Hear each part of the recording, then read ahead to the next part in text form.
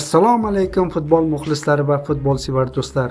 O'zbekiston va dunyomizda ro'y berayotgan eng so'nggi va qiziqarli xabarlar bilan ushbu kanal o'z ishini boshlaydi. Agar siz kanalda yangi bo'lsangiz, albatta obuna bo'ling. Xabarlardan birinchilar qatorida xabardor bo'lish uchun qo'ng'iroqchani bosib qo'ying. Bizni qo'llab-quvvatlash uchun ushbu videoga like bosishni unutmang. Buyuk Britaniyaning The Guardian nashri jahon futbolidagi eng iqtidorli 60 nafar yosh futbolchi nomini e'lon qildi. Ushbu ro'yxatdan O'zbekiston o'smirlar 17 terma jamoasi futbolchisi Sadriddin Hasanov ham o'rin olgan.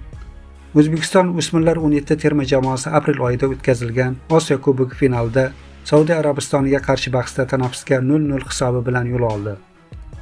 Biroq jamoa ikkita qizil kartochka tufayli 9 kishi bo'lib qolgan edi. Shu payt katta sahnaga Hasanov chiqdi. U jamoani ilhomlantira oldi.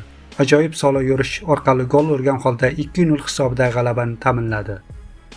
Turnir davomida 4 ta gol urgan Hasanov musobaqaning eng yaxshi futbolchisi deb topildi.